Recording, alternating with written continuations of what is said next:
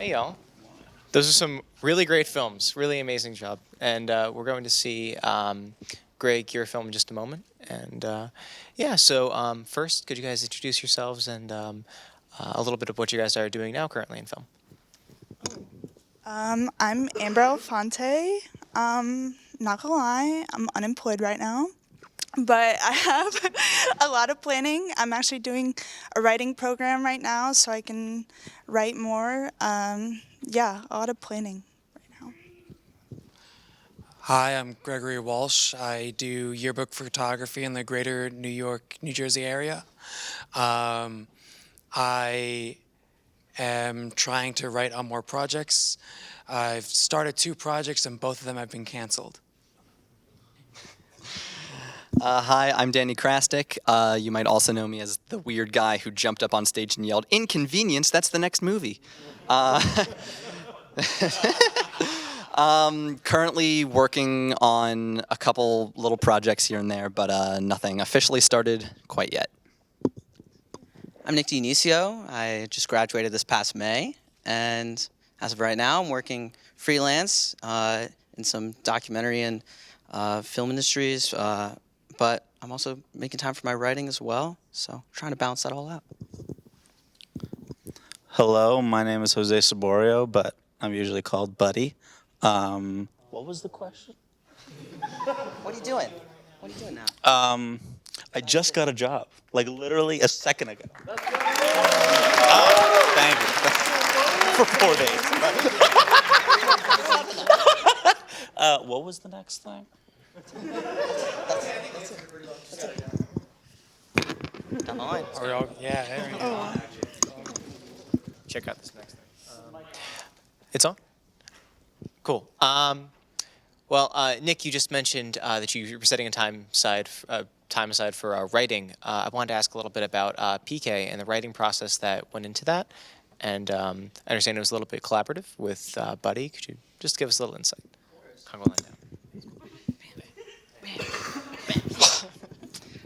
Yeah, PK was a script that I was conceptualizing for a long time and had a really rough draft of, but never really came to life until I came across my dear friend Jose over here. I've always been kind of shy when it comes to my writing and sharing it when it's at its growing stages, when it's not at its best point. And I decided to take a little bit of a leap of faith and go to my friend Buddy, who I knew knows more about story, about writing than I do.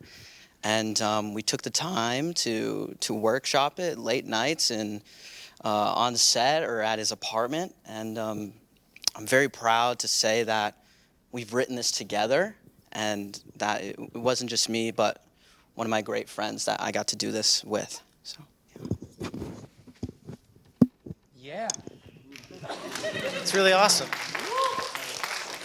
So Danny, actually, could you tell me a little bit about the creative choices you made? And My Friend the Shadow used a different aspect ratio than everyone else used for this festival. You did a 4:3, and also, I don't know if you guys noticed, but there was like a character that was kind of animated in it.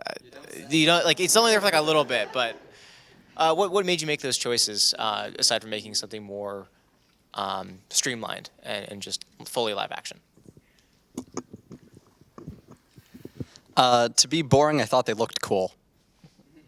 No. The way that I come up with things when I'm writing is I tend to just think of the general idea of, like, for this one, for example, it was, I knew I wanted an animated character in a live action environment. And then just growing from there was why would this animated character be in this environment? What would make sense for that? And then just kind of grew from there. The aspect ratio thing was really just because of the fact that I had to cover up parts where the animation didn't look as good. So just keeping the screen small helped my computer from dying less than it did.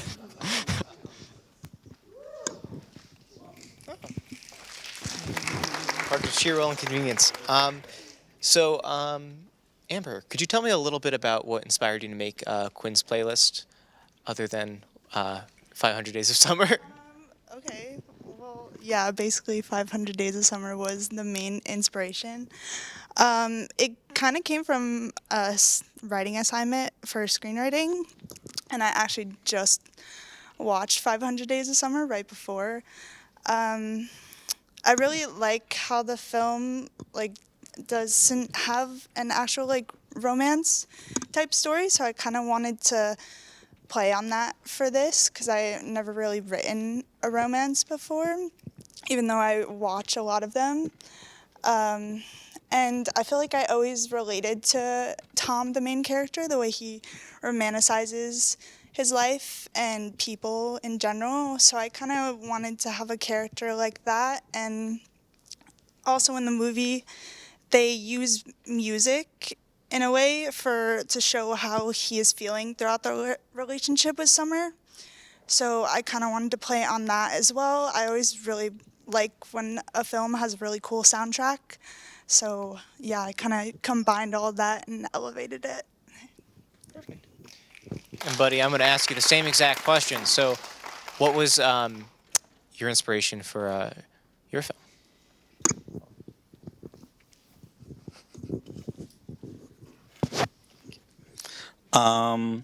Well, unfortunately, to take a dark turn, I was going through a very tough time.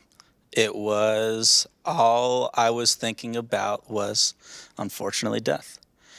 And so it was tough, and no other way to say it. And so I thought, not even coming from wanting to make a movie, it just came from, I feel like if I can overthink the crap out of death to the point where I'm making a movie about it, because I feel like when you're making a movie, you are pouring so much of your life into it that you're kind of desensitizing yourself by the end of it, and it's hard to keep that momentum when you're editing and coloring and shooting and pre-production, blah, blah, blah. So I feel like if I started it and I desensitized myself, I could help myself therapeutically through the process. I think it helped. I don't know. I think it did something. I don't know if it did everything.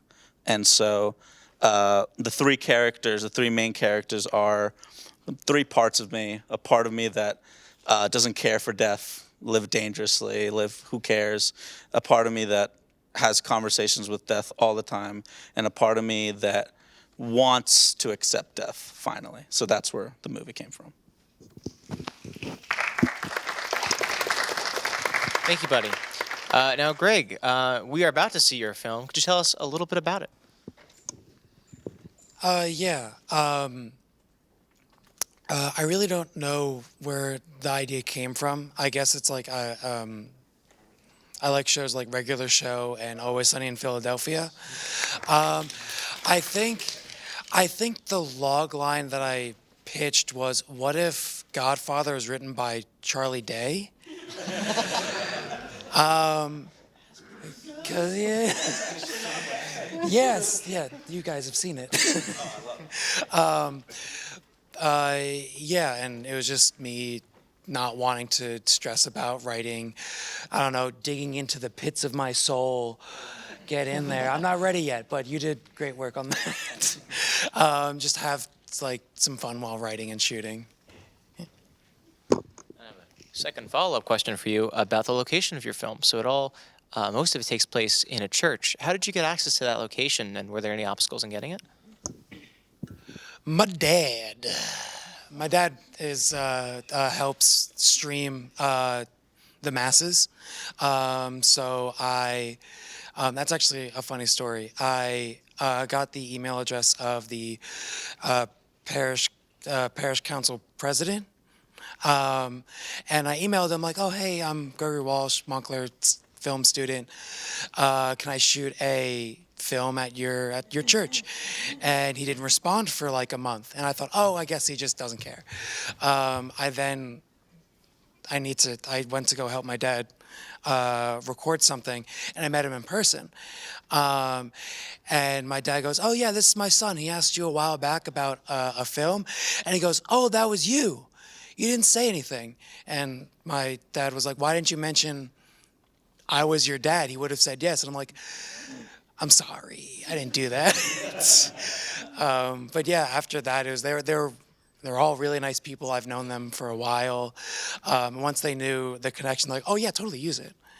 Yeah. Well, on the same topic of churches, yeah.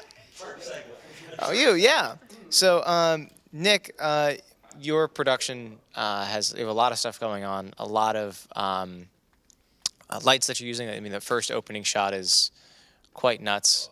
Could you tell me a little bit about what went into, I think, organizing all the production design elements of your thesis? Yes, production design and the whole production in general is just mayhem. But it all worked out, and I'm so thankful for my amazing crew that I had. My production designer, Catherine Flynn, and JPEG.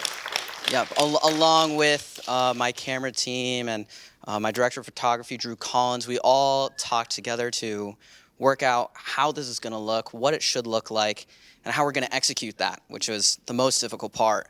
And it took a lot of planning. It took a lot of last-minute changes. It took a lot of trial and error. But somehow we pulled off a miracle. So, yeah. No, we're not doing this. Not doing I was watching your strain through it. So, Buddy, I have a question about the title of your film. Why? Well, why did you choose the title that you chose? So the title is Con mis dedos. It's Spanish for with my fingers or with my hands. And in the film, I wanted to, through this time in my life, I didn't feel like death was an enemy. I was really drawing a lot of inspiration from No Country for Old Men, where in their death is violent and very gruesome and very brutal. And I didn't want my death like that. I wanted my death to be something that was not, it was looming, but it wasn't like, it wasn't shooting people. So the form that he kills people is that he just touches them. Once he touches you, they die. And so it turns black and white when he needs, for whatever reason, he needs to kill them. And so he touches them. And so another reason why I'm calling it With My Fingers is because the message is really just, death is always looming over us. And so we kind of should take it for grabs and say, it's coming for us. So why don't we use our own fingers, our own hand, our own force to do what we want with it? And so it's kind of a message for people to live their lives.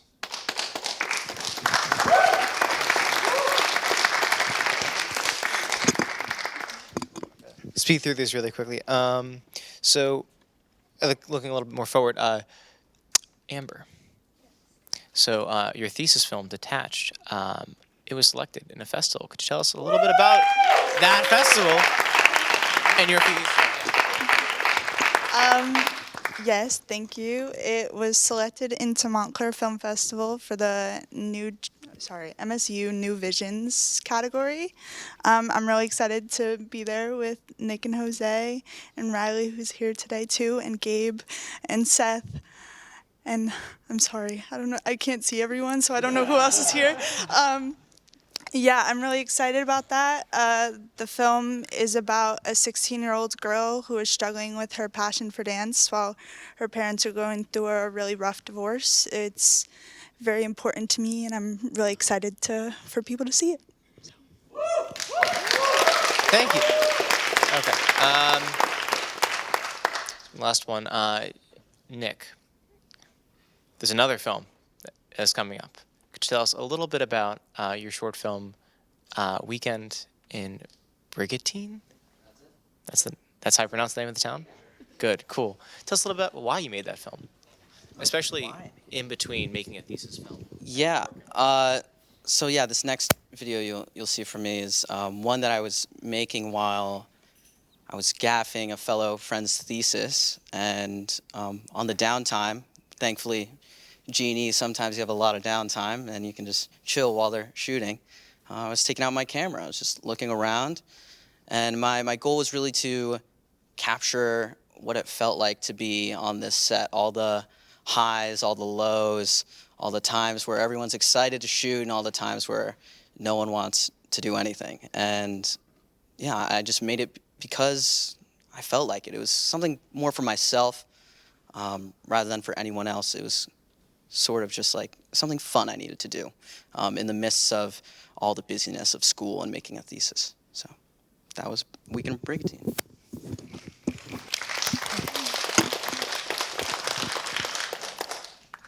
We're running a little behind on time. So I have one more question for all of you. If you give one piece of advice to any incoming student or maybe just current film student at Montclair, what would that be? I would say get on as many sets as possible and meet as many people as you can. I got to meet so many amazing people at Montclair that I get to call some of my best friends now, and I know that I would be on any set with, so I'm really... Be malleable.